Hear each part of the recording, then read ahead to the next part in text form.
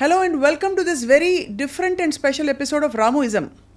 రాజ్ తరుణ్ లావణ్యల విషయం కేవలం ఒక రిలేషన్షిప్కి పరిమితం కాకుండా ఇప్పుడు రకరకాల క్రైమ్ యాంగిల్స్లోకి వెళుతున్న విషయం చూస్తున్నాం మనం.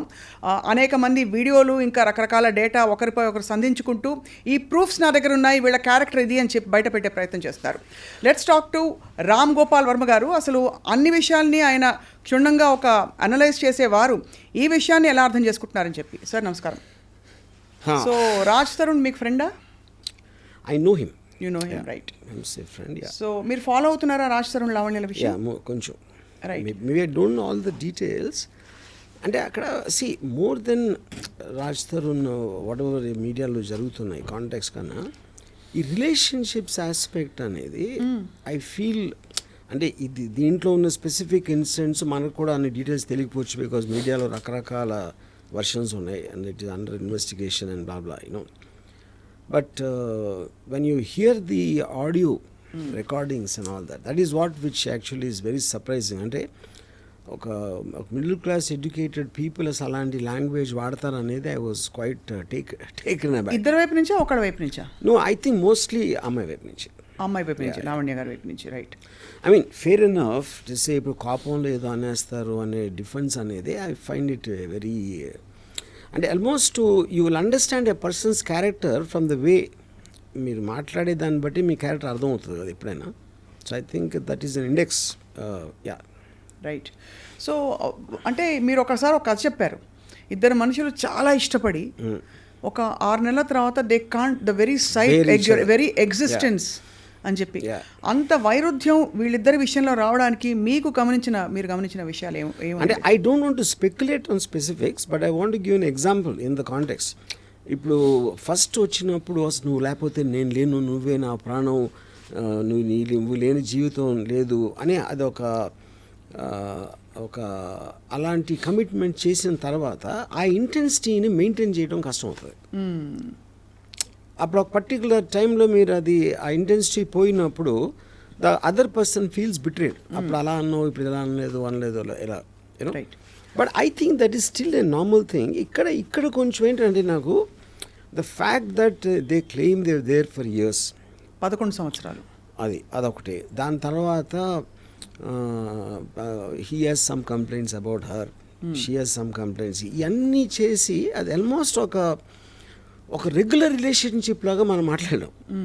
మధ్యలో ఒక డ్రగ్ యాంగిల్ ఉంది, మధ్యలో ఇంకోటి ఏదో affairs with other multiple people, ఇన్ని మల్టిపుల్ నేరేటివ్స్ వచ్చినప్పుడు అది ఒక యావరేజ్ రిలేషన్షిప్ ఒక జనరలైజ్ చేయడానికి ఆస్కారం లేదు ఈ పర్టికులర్ కేసులో నా ఫీలింగ్. రైట్.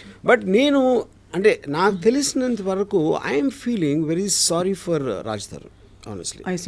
ఎందుకంటే దానికి కారణం ఏంటంటే ఒకటి ఆడియో టేప్స్లో తనకున్న ఒక కంట్రోల్ కానీ ఒక ఆస్పెక్ట్, రెండోది అపరెంట్లీ తను ఏదో ఎప్పుడు హెల్ప్ చేసింది బిగినింగ్ డేస్లో and I'm sure is return that multiple times you know. ఇప్పుడు ఆబ్లిగేషన్ తోటి రిలేషన్షిప్ అనేది ఎప్పుడు నిలబడదు, ఎందుకంటే you always feel the weight of that obligation. So అయితే మీకు your feeling sorry, but is it based on అంటే లావణ్య అతనిపై రకరకాల ఫస్ట్లో ఆరోపణలు చేసి అట్ ద సేమ్ టైమ్ ఈ ఆడియో టేప్స్ లీక్ చేయడం, కొన్ని ఎవిడెన్సెస్ని చూపించే ప్రయత్నం చేయడం, ఇవన్నీ దానివల్ల your feeling that sorry for him? I think it's highly manipulative and pre planned అన్న ఫీలింగ్ వస్తుంది. From whom? From that girl side. అంటే ఒక almost I'm not saying criminal, but criminal minded. అంటే ఆడియో రికార్డింగ్ చేయటం, ప్రతి phone record చేయటం అలా అలవాటు ఎవరికి ఉంటుంది, ఎందుకు చేస్తారు? They always want to gather that and to use it on some other day. So that is bordering on criminal behaviour అంటున్నాను. బట్ ఆ అమ్మాయి కూడా ఫ్రాంక్లీ ఏదో ఒక భయంతో ఒక హెరాస్మెంట్కి గురయ్యి, లేదు ఏదో జరిగిపోతుంది, I will lose this person రేపటి రోజున అనే ఒక బెంట్ ఆఫ్ మైండ్లో నేను 11 సంవత్సరాలు ఇచ్చానంటే చెప్తున్నా. లూజ్ దిస్ పర్సన్ అని మీరు బలవంతంగా ఒక పిజన్లో పెట్టేస్తే, ఒక పంజరంలో బంధించేసి అంటే ఒక ఊపిరాడకుండా చేయటం అనేది how is that valid point? అంటే ఒక మనిషిని అలా బంధించలేము ఏ బంధంలో, ఎవరు చేయలేరు. ఇప్పుడు నాకు రాజే కావాలి అంటే చాక్లెట్ కాదు కదా, నాకు రాజే కావాలి, నాకు తను ఉండాలంటే అతనికి ఇష్టం లేనప్పుడు how will you do that? అంటే దట్స్ రిడిక్యులస్ థింగ్ అది. సో మరి 11 సంవత్సరాలు ఒక ఇన్స్టిట్యూషన్ ఇప్పుడు మేమిద్దరం పెళ్లి చేసుకున్నామని చెప్పి చెప్తున్నారు లావణ్య. 11 సంవత్సరాలు ఒక మనిషితో కలిసి ఉన్నప్పుడు అది సహజీవనంగా కూడా ఒక పెళ్లిగా గుర్తించబడుతుంది కోర్టు ప్రకారం. మరి ఎవరి మీద హక్కు ఉండదా చట్ట ప్రకారం? ఇప్పుడు పెళ్ళి అయినా కూడా ఈవెన్ వాళ్ళు సహజీవనం అంటున్నారు. See, there are so many people who take divorce, na? After 25 years, 30 years తర్వాత తీసుకుంటారు డివోర్స్. రైట్. ఇన్ఫ్యాక్ట్ రీసెంట్లీ నాకు ఒక ఆయన చెప్పింది అబౌవ్ 60 డైవోర్స్ రేట్ ఎక్కువ అవుతుందంట సడన్గా, which you will find strange. కానీ అతను ఇచ్చిన రీజన్ ఏంటంటే ఇంకా అప్పటికి పిల్లల పెళ్ళిళ్ళు ఇలాంటివన్నీ అయిపోతాయి కదా, వాళ్ళకున్న రెస్పాన్సిబిలిటీస్ అయిపోయి ఇప్పుడు కన్నా వదిలించుకుందాం, మా మిగతా జీవితం సుఖంగా ఒంటరిగా బతుకుదాం అనే దానికి ఇండికేషన్ అది. You know, so to live together without consent is a impossible thing అది. రైట్. యా.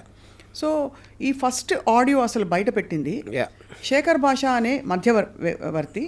అతను పెట్టబట్టి నేను డిఫెన్స్లోకి వెళ్ళి నా దగ్గర ఉన్న ఇతరత్ర వీళ్ళవి ప్రూఫ్లు బయట పెట్టాను తప్ప, లేకపోతే అంటే మీరు అందరినీ ఇలా ప్రూఫ్లతో బెదిరిస్తున్నారనే ఒక సైకో అనే ఒక ముద్ర తెచ్చుకున్నారని లావణ్య అడిగితే చెప్పిన విషయం. సో ఫస్ట్ అతను బయటపడడం తప్పు చేస్తాడా?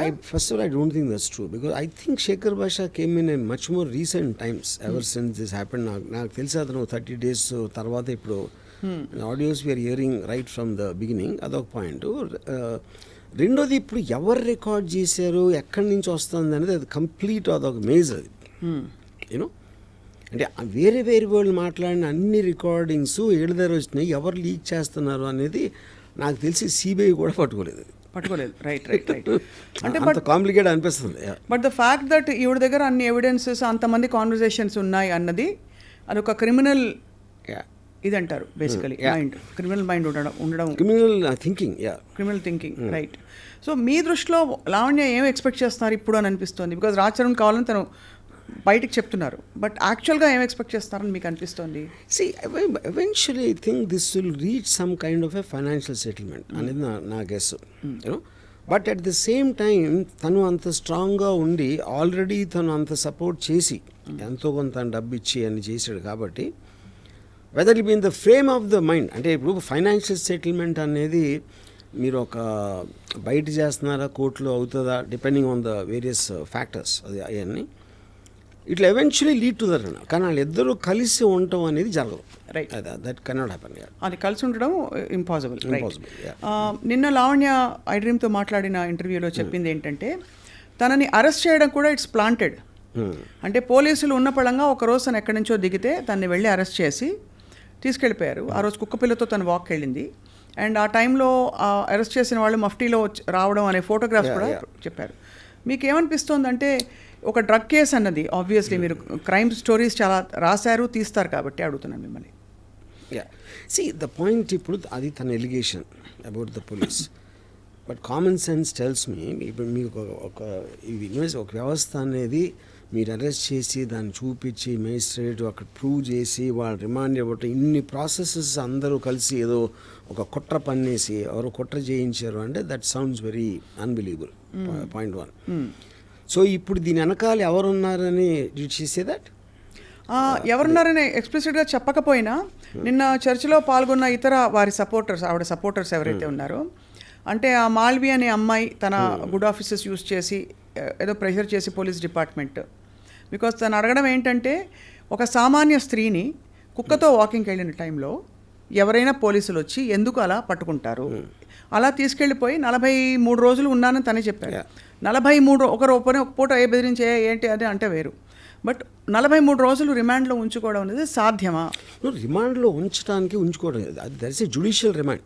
She was put in a judicial remand. అది వాళ్ళు చాలా రెగ్యులర్ దాంట్లో మీరు అరెస్ట్ చేసినప్పుడు దానికి సంబంధించిన ఎవిడెన్స్లో లేకపోతే అదర్ పీపుల్ స్టేట్మెంట్స్ తీసుకోవడానికి that is a general thing done. Right. So because so that she won't talk to the others, alert చేయడానికి ఇలాంటి దానికోసం చేస్తారు అది. అవును. It is she not in police remand. Correct. అదొక పాయింట్. రెండోది, కుక్కతో వాకింగ్ వెళ్తే అరెస్ట్ అంటే మీరు ఎవరిని అరెస్ట్ చేసినా వాళ్ళు ఆ టైంకి ఏదో చేస్తూ ఉంటారు కదా, వంట చేస్తూ ఉంటే చేయొచ్చు, సినిమా చూస్తూ ఉంటే చేయొచ్చు, లేకపోతే ఎక్కడన్నా చేయొచ్చు కదా. అంటే మెయిన్ అంటే ఇప్పుడు దాని వెనకాల రాజ్ తరుణ్ ఉన్నాడనే ఒక ఇన్సినేషన్ ఉందా అంటే అది ఇండైరెక్ట్ గా అటువంటివి వస్తున్నాయి. ఎందుకంటే ఇప్పుడు అలాంటిది వస్తే రాజు ఎందుకు కావాలి మళ్ళీ? అంటే తను సహజీవనం చేసిన వ్యక్తిని తను ఏదో చెప్పి కుట్ర పన్నేసి పోలీసు జ్యుడిషియల్ రిమాండ్లో పెట్టించినప్పుడు ఎందుకు కావాలి మీకు అప్పుడు? ఇది అంటే ఏం జరుగుతుందంటే రాజ్ తరుణ్ ఒక రాంగ్ ఇన్ఫ్లుయెన్స్లో ఇలా చేస్తున్నాడు తప్ప బేసిక్గా మంచివాడు. ఇదంతా చేసాక